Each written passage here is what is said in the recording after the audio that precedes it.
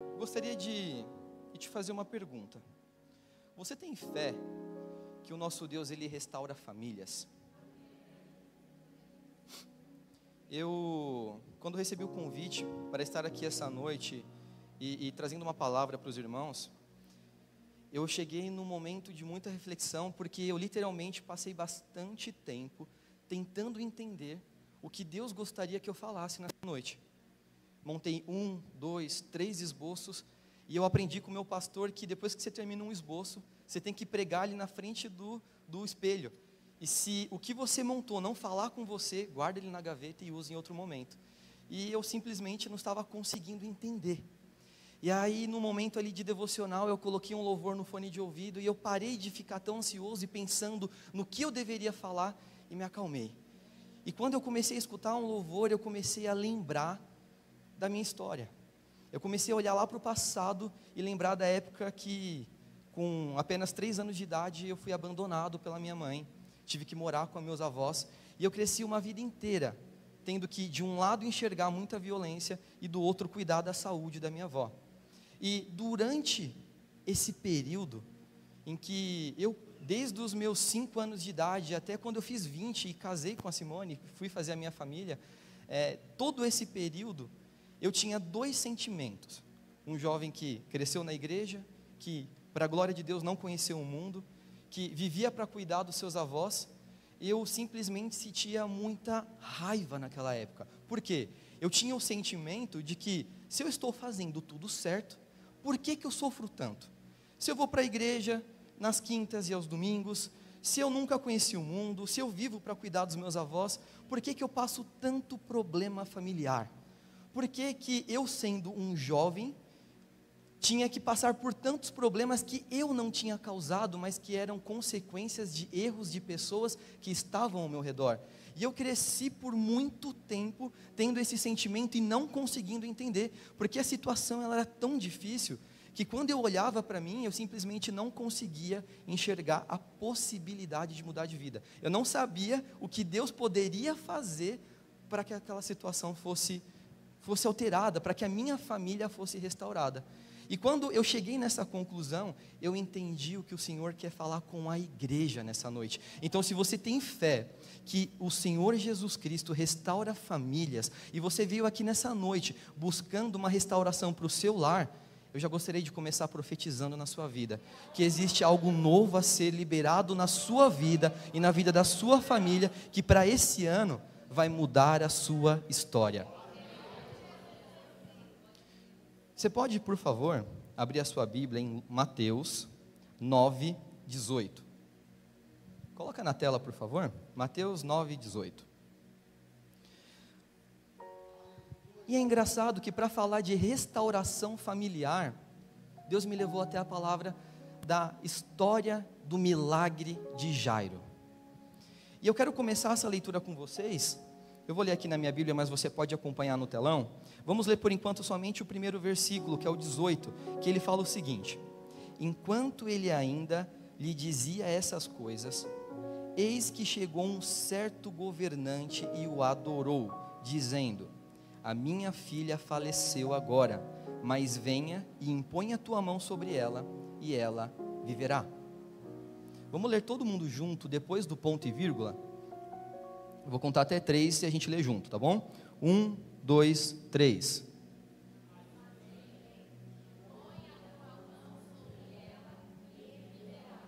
Amém, muito obrigado pela sua ajuda. Aqui, irmãos, foi um ponto onde eu achei verdades que são grandiosas para a gente começar a entender como o Senhor trabalha para restaurar famílias.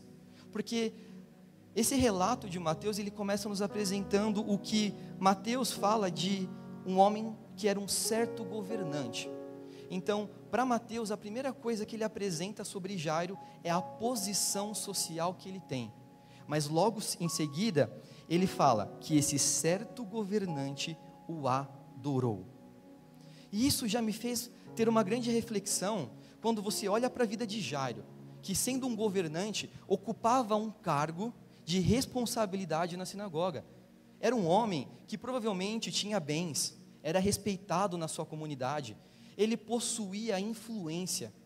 Mas, sendo deparado com um problema em que a sua filha estava doente à beira da morte, esse homem, ao invés de recorrer para os melhores médicos da época, recorre para Jesus. Sabe por quê? Porque existem problemas que acontecem em nossas famílias, que não é o meu dinheiro que vai resolver, não é a influência que eu tenho que vai resolver, não é o cargo que eu ocupo que vai me ajudar, não é o quanto a minha conta bancária possui números que vai resolver. Existem problemas que somente o Senhor Jesus pode resolver. E é muito importante entender isso, porque quando você olha para a vida de Jairo, gente, ele poderia ter buscado qualquer outro tipo de solução, mas isso começa a nos ensinar uma lição aqui. Por quê? Porque existem doenças que, se você vai até um médico, você faz um exame, você toma um remédio, você faz um tratamento e você vai ser curado, porque o Senhor capacitou o médico para te curar. Mas existem coisas na nossa vida que são permissões de Deus. É como Gênesis 22, quando Deus pede para Abraão o seu filho Isaque como sacrifício, e a palavra diz que Deus colocou em prova a fé de Abraão. Então existem situações na minha e na sua vida que o Senhor nos permite passar, porque é através dessa situação que o Senhor ele entra no seu lar, ele vai até o seu filho, ele vai até a sua família. Então o Senhor ele usa situações que são permissões dele, situações impossíveis, para trazer até a mim e a você a bênção que ele tem preparado. E aí que pode entrar o maior erro que eu e você pode cometer. É quando Deus permite que nós passemos por algo e a gente tenta resolver com as nossas próprias mãos. É quando, ao invés de ter que recorrer a Jesus Cristo para ter a solução, a gente recorre para as nossas soluções. É quando eu e você começa a planejar e tomar a frente do Pai, e começa a fazer coisas sem consultar ao Senhor, e a gente começa a ver que quanto mais a gente faz, mais dá errado. Mas Jairo não. Por quê? Jairo, mesmo tendo uma posição de destaque, tendo condições, a gente aprende que ser o governante da sinagoga era só o cargo que ele ocupava. Mas a verdadeira essência de Jairo vem logo depois que Mateus fala sobre o cargo dele. Por quê? Ele era um certo governante, mas ele adorou. Eu vou falar mais uma vez para você entender. Jairo, ele tinha posição, ele ocupava uma posição, mas isso não é quem ele era. Ele não era como os fariseus, como os escribas, que quando se aproximavam de Jesus, faziam de tudo para ludibriar Jesus, fazendo perguntas, buscando encontrar algo contra o Pai. Ele, tendo uma posição de destaque, entendeu que ele somente ocupa uma posição, mas ele é um adorador de verdade. Não importa o que eu e você venhamos ter nessa vida, não importa se a gente virar um grande empresário, um gerente, se a gente virar um diretor, um CEO, alguém grande nessa terra, isso nunca deve alterar quem nós somos, porque se eu estou hoje como um advogado, um médico, um grande profissional de TI, isso é o que eu ocupo, é passageiro. Mas quem eu realmente sou, no sucesso ou no fracasso, eu sou o adorador. E é isso que você precisa ter o entendimento nessa noite. Olha para o irmão que está do seu lado agora, aponta o dedo para ele, mas é o dedo de profeta, não é o dedo de acusador não. E fala isso aqui agora para ele. Fala assim: meu irmão, não importa onde Deus te levar,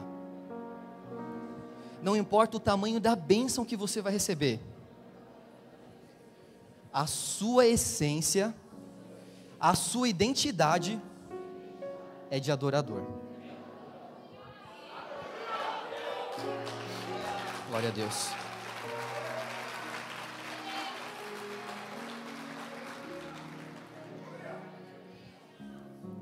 Quando a gente volta para o texto, ainda existe uma verdade incrível, logo depois, porque o que eu gosto do relato de Mateus, em comparação aos demais, é porque Mateus ele fala o seguinte: e o adorou dizendo.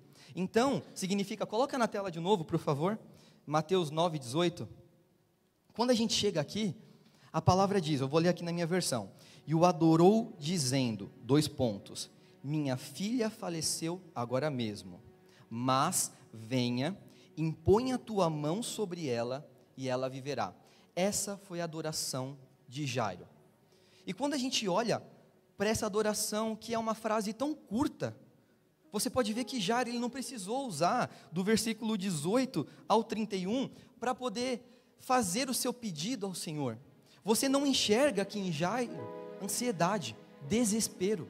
Ele vem e ele faz a oração dele, a adoração de Jairo é baseada em 3 aspectos. E o primeiro, quando ele fala, minha filha faleceu agora mesmo, o que Jairo está fazendo perante Jesus é uma súplica. O primeiro ponto da oração de Jairo é apresentar para Jesus o que estava doendo nele. O motivo pelo qual Jairo recorreu a Jesus e abriu mão das suas capacidades, do que ele poderia fazer, ao chegar a Jesus, a primeira coisa que ele faz, ele se prostra, ele adora e ele faz uma súplica ao Senhor. Coloca na tela, por favor, Tiago 4,3. Tiago 4,3. Preste bastante atenção, a palavra diz, e quando pedes e não recebeis, porquanto pedes com a motivação errada, simplesmente para esbanjardes em vossos prazeres. A gente tem que aprender a pedir ao Senhor. A gente precisa aprender a nos relacionarmos com Ele. Jairo, ao chegar ao Senhor, tinha a sua motivação correta. Ele não foi até Jesus tratando ele como um médico daquela região. Ele não foi até Jesus tratando ele como um curandeiro ou como um mestre, um professor, como outros tratavam. Ele foi com a motivação correta, primeiramente reconhecendo a Jesus como Deus e o adorando. Então, Jesus, preste bastante atenção, ele não responde a desespero. A palavra de Deus não diz que o desespero agrada ao Senhor, mas que a nossa fé agrada a Ele. Então não importa o quão grande é a nossa situação, quanto mais eu conheço o Senhor, menos eu me desespero. Essa é uma regra. Não tem como você conhecer um Deus que tudo pode fazer, está vivo e se preocupa com você e continuar se preocupando por qualquer coisa, porque quanto mais eu avanço em conhecimento da palavra, menos eu me preocupo com a situação, mesmo que ela seja terrível. É aqui que a gente aplica o que foi pregado na última quinta, porque felicidade é o que eu posso pagar com o meu dinheiro, é ir no melhor hospital da época, mas a alegria é entender que mesmo que eu não possa fazer isso, e mesmo que minha filha esteja morrendo lá na minha casa, eu estou perto de Jesus. A situação está totalmente difícil, não existe a possibilidade de dar certo, mas eu estou com Jesus. A conta está para atrasar, eu não tenho condições de pagar, mas eu estou com Jesus. A doença está grave, eu não tenho solução, mas eu estou com Jesus. Porque é exatamente isso que Jairo fala, porque depois que ele fala, a minha filha faleceu agora mesmo, ele está trazendo o problema dele, depois vem uma vírgula e um mais. É aqui que Jairo começa a demonstrar a sua fé, porque ele faz um pedido muito específico, igreja. Ele fala, mas venha e impõe a tua mão sobre ela. É muito específico para ser qualquer coisa. É como se Jairo já soubesse, como se eu posso chamar aqui, um modus operandi de Jesus. Mídia, me ajuda, coloca aí na tela,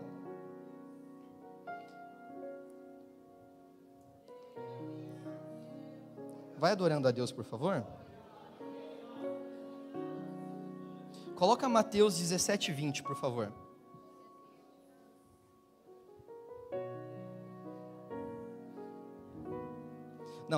Perdão, coloca Lucas 4:40. Lucas 4:40. Olha só o que a palavra de Deus diz.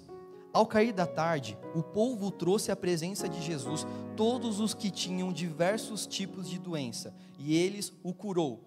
Vamos ler todo mundo depois da vírgula? 1, 2, 3. Isso aqui mostra para a gente que era conhecido da região, a Bíblia não está falando, mas é provável que Jairo já tinha ouvido falar que por onde Jesus passava, as pessoas daquela cidade, sabendo que Jesus ia passar, pegavam os seus doentes e colocavam na rua, porque aonde Jesus passava, impondo as mãos, muitas vezes nem impondo as mãos, as pessoas eram curadas. Então Jairo começou a conhecer a Jesus, talvez de ouvir falar que existe um homem que cura as pessoas impondo as mãos, e agora que a minha filha está doente, ele teve fé, para mesmo tendo um conhecimento de ouvir falar, ir até Jesus e lhe rogar algo, com fé, porque o pedido dele é incrível, porque ele fala, minha filha está falecendo agora mesmo, vai lá, põe a tua mão sobre ela. Ele sabia o que estava pedindo, ele foi muito específico, vem comigo, coloque a sua mão sobre ela, e aí depois vem o da vírgula, e ela viverá. Então Jairo chegou para Jesus, primeiramente, reconhecendo quem ele é, suplicando a Jesus, trazendo até ele as suas súplicas, depois demonstrando que conhecia a Jesus, e por último, demonstrando a sua fé. É assim que se ora ao Senhor, é assim que se pede ao Senhor. A gente precisa criar relacionamento com o Pai a ponto de entender como fazer os nossos pedidos, porque a palavra de Deus diz que nós não recebemos porque pedimos errado, com as motivações erradas. Então coloque por favor a mão sobre o seu peito agora, feche os seus olhos, eu quero declarar algo de Deus para a sua vida, que nessa noite, pela autoridade que o nome do Senhor Jesus Cristo e que a palavra me dá, eu quero declarar sobre a sua vida, que você vai aprender a se relacionar com o seu Pai, entendendo que primeiro, nós não devemos ter ansiedade, nós não devemos nos desesperar frente a Ele, mas conhecendo o nosso Pai, apresentar as nossas súplicas a Ele, e através de apresentar as nossas súplicas ao Pai, ter fé. Receba fé nesse momento para acreditar. Tenha fé para acreditar que o Senhor Ele pode mudar a sua história. Comece a apresentar nesse momento o que você veio pedir para o Senhor. Você está de olho fechado, coloque a mão ainda sobre o seu peito e comece a orar ao Pai. Eu estou te dando a oportunidade de começar a trazer as suas súplicas para Ele. Ele está aqui, eu sinto a presença dEle, aleluias. Fale com o Pai nesse momento, não perca a oportunidade, porque é sem desespero, mas com fé, é menos ansiedade e mais fé, é por conhecer a palavra dEle, não é porque eu estou falando. Aleluias, glória a Deus, aleluia Jesus, glória a Deus, aleluias. Não vamos viver uma vida de súplicas desesperadas. Nós precisamos fortalecer a nossa fé no conhecimento de quem Deus é, através da palavra dEle, e entender que a única forma de chamar a atenção de Jesus é com fé.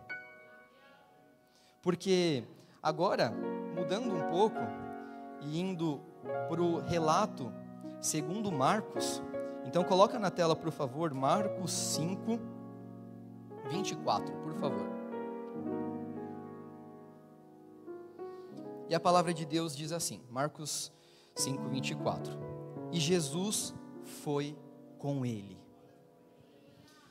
Preste bastante atenção nisso. Porque quando chegamos até o Senhor com fé, o Senhor, Ele não dispensa um coração sincero. E Jairo conseguiu fazer com que Jesus, que naquele momento estava sendo apertado por uma multidão, que estava ansiosa por ouvir a palavra e ver o que Jesus poderia fazer. Então, no meio de tantas pessoas que estavam ali, Jairo conseguiu fazer com que Jesus se levantasse de onde estava e fosse até ele. E isso é incrível porque começa a trazer um sentimento de esperança, onde Jairo, que se recorreu até Jesus, chegou até ele sem saber o que poderia acontecer, chamou a atenção dele, fez com que ele se levantasse, e se aquele Deus, que ele ouviu falar, cura, e se levantou, está indo até a casa dele, pronto, problema solucionado, ele vai chegar lá rapidinho e vai resolver, certo? Mas o próximo versículo, no 25, ele começa falando assim, e certa mulher, vítima de um fluxo de sangue, havia já 12 anos, apareceu. Mas peraí, Jesus se levantou, está indo para a casa da filha de Jairo, está passando por uma multidão, está tendo toda aquela questão para conseguir caminhar e chegar até lá, e de repente aparece uma mulher, toca na orla de suas vestes e faz tudo parar. Se imagina você como pai, você está levando o médico até sua casa, seu filho está com 40 graus de febre, e de repente o médico para dar atenção para outro paciente. Sabe o que isso me explica? Que não é porque eu e você temos uma promessa que Deus vai evitar que a gente passe por processos. O tempo ainda é necessário. E num processo de amadurecimento, quando a gente vai avançando em conhecer a Cristo, a gente entende que a gente precisa de maturidade para entender que existe um propósito para o Senhor, para todas as coisas, e existe um tempo determinado. Então a gente não pode querer adiantar as coisas, sabe por quê? Existe um propósito em tudo que o Senhor faz. E Jairo conhecia a Jesus de ouvir falar, mas agora Jesus estava dando a oportunidade de Jairo de conhecer, de ver. Primeiro ele estava ouvindo falar, ó, tem um Jesus que coloca a mão lá e cura. Pô, se tem esse Jesus eu vou correr, eu preciso falar com ele. Só que agora Jesus não quer um relacionamento superficial. Ele não quer que eu e você conheçamos ele, porque toda quinta-feira a gente sobe aqui e lê um testemunho, e a gente vê o que Deus faz na vida dos outros. Ele quer que a gente avance em conhecê-lo. Então Jairo, ele estava nesse fluxo, onde agora ele primeiro conheceu de ouvir falar, mas agora ele teve a oportunidade de passar por um processo de espera, onde o resultado desse processo gera na vida dele um avanço de conhecimento. Eu conhecia de ouvir falar, mas agora eu conheço de ver. Eu conhecia só de ver Jesus fazendo milagre na vida dos outros, mas agora está se aproximando isso de mim. Se eu cheguei até Jesus com um conhecimento equivocado da presença dele, agora eu estou conhecendo um pouco mais. É quando a gente achava que Jesus era uma coisa, a gente começa a conhecer Jesus, é a palavra se tornando viva, é quando ela sai dessas linhas dessa Bíblia e ela entra na sua casa, ela começa a mudar o seu jeito de pensar, ela começa a pensar o seu jeito de agir, ela começa a mudar as pessoas que estão ao seu redor, por conta que você começou a se aproximar do seu Deus. Eu quero falar algo para você. O Senhor, Ele vai te preparar para te levar por caminhos onde Ele vai aprofundar esse ano o nível de intimidade que você tem com Ele, a ponto de você começar a ter as suas experiências com o Pai. O Senhor nos chamou para conhecê-lo no íntimo. O Senhor não é um Deus distante, mas Ele é um Deus que habita em nós. Ele está conosco em todos os momentos. Então, é a partir desse momento que Jairo começa a aprender que não tem problema se no caminho para a casa dele alguém interrompeu. Porque a história ela continua. Essa mulher chama a atenção de Jesus, toca nele, virtude sai de Jesus e ela é curada. Sendo curada, além de ser curada de uma questão física, ela é curada também do emocional. Jesus chama ela de filha e isso cura aquela mulher. E eu fico imaginando Jairo parado aqui de lado, feliz da vida, porque agora ele está vendo que o que ele achou que sabia é verdade. Então, quando acabar essa situação, eu vou voltar para casa e Jesus vai curar a minha filha. Só que aí, quando eu chego no versículo 35, Jesus estava falando ainda com aquela multidão, tinha acabado de acontecer, estava falando. E aí chegou algumas pessoas que trabalhavam na casa de Jairo. E a primeira coisa que essas pessoas falaram é o quê? Ei, Jairo, para de incomodar o mestre. Tua filha já morreu. Você tem que entender que Jairo chegou até Jesus para pedir cura. Ele não estava pedindo ressurreição. Ele chegou até Jesus para falar, cura minha filha, ela está doente, está à beira da morte. Jairo tinha fé para receber cura, mas ele não tinha visto ninguém ser ressuscitado ainda. Jairo talvez estava achando que era muito grande, que era incrível o que Jesus tinha feito na vida da mulher de fluxo de sangue, mas ele nem sabia que os planos para a vida dele eram maiores. Abra sua mão para receber. Eu quero declarar para a sua vida, para que você não olhe nem para a direita, nem para a esquerda. Foque em Jesus, porque os planos que Ele tem para a sua vida são grandes, são maravilhosos e são perfeitos. Em Romanos 12:2, se eu não me engano, vai dizer que a vontade do Senhor é boa, perfeita e agradável. Mas o versículo não é só isso. Se você se posicionar e fizer a sua parte, mudar a sua vida, mudar a sua mente, entenda, o que o Senhor tem preparado para você não é qualquer coisa. Não olhe para o irmão que está do seu lado, foque em Jesus, porque a sua bênção tem o seu nome, tem o seu RG, tem o seu CPF, é para você, é especificamente para você, não é igual do irmão que está do lado, é feita sob medida para o seu problema. Aleluias.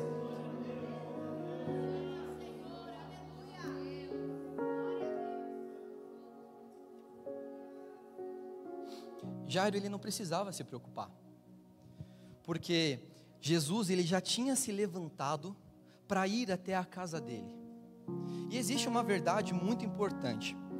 Jairo, ele teve uma experiência que ele nunca teve na vida dele, porque no meio de uma grande dificuldade, no meio de uma situação tão terrível, porque qualquer pai aqui, e hoje eu tenho esse entendimento mais aprofundado, porque eu sou pai, eu consigo entender o quão grande é o amor de um pai por um filho, e eu consigo entender também que eu posso suportar todas as coisas, a partir do momento em que eu deixo de caminhar sozinho, e eu estou caminhando com Jesus.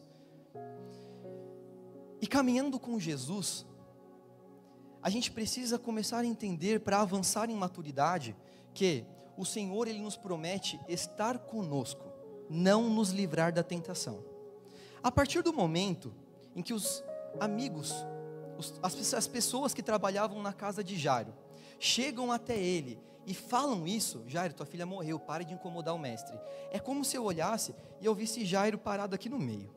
Do lado direito, ao meu lado direito, você tem essas pessoas falando: Jairo, tua filha morreu, cara, deixa pra lá isso daí, acabou a situação, você foi pedir cura, a menina morreu, não deu tempo, Jesus chegou atrasado. Só que do outro lado, Jesus, escutando essas coisas, ele fala: Jairo, olha para mim, não temas, crê somente. São duas vozes, de um lado falando: desiste, deu errado, não tem possibilidade, é impossível. Do outro falando: é aí que eu trabalho, eu gosto do impossível, não tenha medo, não perca a sua fé, só continua crendo.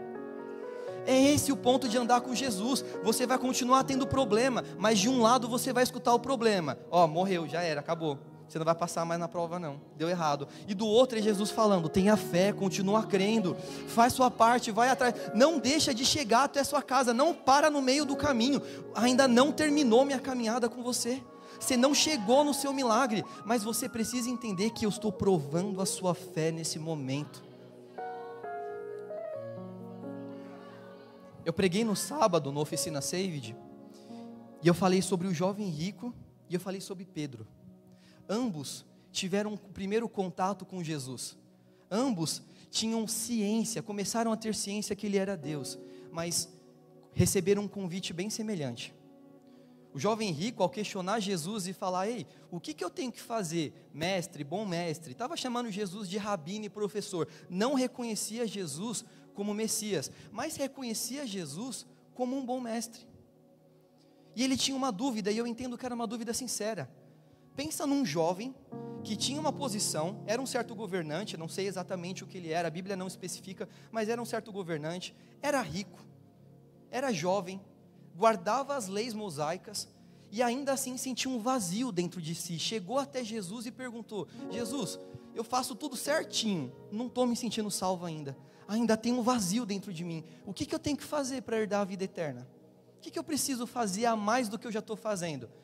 E aí Jesus falou: pega tudo que você tem, todas as suas riquezas, vende e dá aos pobres. E ao escutar isso, o jovem rico, ele ficou triste. Ao escutar de Jesus: larga tudo que você tem, larga o seu maior tesouro, deixa de lado o que você mais ama e me segue, ele se entristeceu. É aí que você observa que existe gente rica triste. É aí que você observa que ter dinheiro não é tudo na vida. É aí que você observa que a gente às vezes coloca um parâmetro de sucesso errado, que nos leva a ficar buscando algo, a gente faz faculdade, a gente faz pós, a gente aprende um novo idioma, a gente luta tanto, e quando chega lá, vê que a gente não alcançou o que a gente realmente queria. É felicidade, mas felicidade é prima da tristeza, a gente aprendeu isso. Só que Pedro, em comparação, estava lá trabalhando, estava limpando as suas redes, aí Jesus chega, entra no barco dele, usa o bem de Pedro, que é seu barco, para pregar, chama Pedro para ir mais fundo, e faz ele ter uma grande experiência na vida dele, a maior pesca de sua vida. E Pedro começa a perceber que aquele homem era diferente, que ele não era um simples homem, um simples professor, mas era Deus. E ao perceber isso, ao invés de querer seguir a Jesus, porque queria uma outra grande pesca, Pedro larga tudo por Jesus. É esse o caminho que nós precisamos entender. Não é um caminho onde eu vou seguir a Jesus pelo que Ele pode fazer, mas porque Ele pode fazer em mim e não ao redor de mim. Coisas eu uso. Eu vou te falar algo que é muito importante para você entender, e que eu demorei para entender isso. o que o Senhor tem para nos dar financeiramente sempre está alinhado com o tamanho do nosso propósito. Olha a vida de José. Você acha que Jesus ele vai te dar dinheiro, bens e posse só porque você é bonito e eu sou bonito? Não é por isso. Nós não somos o fim da bênção, mas o meio. Se você entender isso, que a bênção não para em você, mas você é uma ponte, um canal para vidas e pessoas, chegou o momento de você ser abençoado. Mas você pode viver a sua vida inteira sem entender isso e não mudar, não receber a bênção. Então nessa noite, o que eu quero que você entenda é que sempre vai ter de um lado aqueles que recusam o chamado do Senhor, mas você é aquele que vai aceitar, vai ter a vida transformada, e de um conhecer, de ouvir falar, vai ter Jesus caminhando com você, te direcionando. E quando o problema chegar, esteja com os seus ouvidos sensíveis, porque Ele vai falar com você. A ansiedade é como se ela tampasse os nossos ouvidos, colocasse algo que dificulta a gente escutar a voz de Deus. Você já se sentiu assim em algum momento? É uma situação tão difícil que você fica tão desesperado que você esquece que Jesus está aqui do lado. Mas Jairo, ele olhou para frente e ele viu, de um lado, os seus trabalhadores, as pessoas que estavam junto com ele em sua casa. Do outro estava Jesus, e ele escolheu a Jesus. Ele continuou o caminho até a sua casa. Eu vou pedir para você se colocar de pé. Chegando até a sua casa, a gente percebe que a palavra de Deus diz o seguinte: Jesus fala para Jairo: não temas, crê somente. E ele não permitiu que nenhum homem o seguisse. Versículo 37, pode colocar na tela. Senão Pedro, Tiago e João. Escute isso que eu vou te falar nessa noite, preste bastante atenção. Jesus, Ele prepara o ambiente do milagre. Primeiro Ele prepara você, depois Ele prepara o ambiente do milagre. Tinha uma multidão que estava seguindo eles. Tinha esses homens que chegaram e falaram: Jairo, para tudo, você já perdeu, já desistiu. E sabe o que Jesus fez? Colocou eles de lado, separou e colocou só Pedro, Tiago e João. Sabe por quê? Hoje a gente precisa aprender a parar de romantizar as despedidas. Uma das partes da bênção de Jairo é quando Jesus começa a fazer um filtro e tira pessoas do seu lado. A preparação para o ambiente do milagre é entender que as pessoas que estão do seu lado importam. Meu pai costumava dizer que eu tenho que olhar as pessoas que eu ando, somar o caráter delas e entender que quanto mais eu ficar perto delas, mais eu vou ter um pouco daquele mesmo caráter. E aí eu te pergunto, eu costumo falar muito disso para os jovens: com quem você tem andado? Porque para viver um milagre na minha e na sua família, para que as nossas casas sejam restauradas, muitas vezes algumas pessoas precisam se afastar, e quem faz isso é Deus. Não romantize as despedidas, deixe ir, porque o Pai está cuidando de você ao fazer isso. Porque para entrar no ambiente do milagre, no versículo 40 vai dizer assim: só foi o pai, a mãe e aqueles que estavam com ele, Pedro, Tiago e João. Em outras palavras, é só a família e aquele que está alinhado com o propósito. É só a família e aqueles que não atrapalham o seu relacionamento com Jesus. É só a família e aquelas pessoas que não te afastam do que o Senhor tem para você. Ei, eu sei que o Senhor, o Espírito Santo, já está tocando o seu coração e te fazendo lembrar das amizades que você tem que deixar de lado. Porque estão te afastando da presença dEle. Estão colocando uma distância entre você e o milagre que Ele te preparou. A gente precisa andar com pessoas que estejam alinhadas com o nosso próprio propósito. Não estou falando que você não pode ter amigos que não sejam cristãos, não é isso. Muito pelo contrário, você tem que se relacionar com todos, porque você é o testemunho vivo na vida deles. Mas é entender que no ambiente frágil das nossas vidas, quando a gente está passando por problemas e estar frágil, Jairo estava nesse momento, a filha dele estava morta, ele precisava escutar bons conselhos, então tirou todo mundo que estava do lado. Aqueles que choravam, mas não se importavam. A multidão que só queria ver o que ia acontecer. As pessoas que estavam ali, que não agregavam nada. Deixou a família e os bons amigos. E eu quero te fazer um convite. Feche os seus olhos. Fiquem todos com os seus olhos fechados nesse momento. Porque o Senhor coloca muito forte no meu coração que existe restauração de famílias nessa noite. E que o Senhor, Ele vai te levar por um caminho onde não importa o que você tem para agregar, é Ele quem vai fazer. Porque Ele vai encontrar em você um coração como o de Jairo, que tendo um problema, correu até Jesus, levou ele para sua casa, teve a sua filha transformada, e eu garanto que a vida de Jairo nunca mais foi a mesma depois que recebeu o seu milagre. Então o milagre de ter a filha dele ressuscitada é só um dos milagres que Jesus fez, porque a vida da família de Jairo mudou. Imagina Jairo e a sua esposa vendo a sua filha levantar. Imagina o que isso causou na cabeça daquela menina. E é isso que o Senhor quer fazer na sua casa hoje. Eu quero te convidar, permaneçam de olhos fechados. Eu quero te convidar para vir aqui à frente, você que sente que, como Jairo, precisa entregar as suas súplicas aqui no altar. Porque se você tiver fé para entregar as suas súplicas aqui no altar, o que a palavra de Deus me diz para te falar nessa noite é que Ele vai se levantar e vai te acompanhar até a sua casa. E chegando lá, existe milagre preparado para você.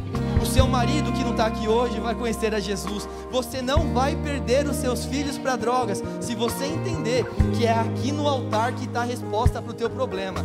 Não dá mais para continuar tentando resolver com as suas próprias mãos. É aqui no altar que está a solução. Pode vir. Se você está sentindo no coração, venha, porque é hoje que o Senhor, Ele vai liberar sobre a sua vida. Ele vai liberar sobre a sua vida a solução para a tua família. Grupo de louvor.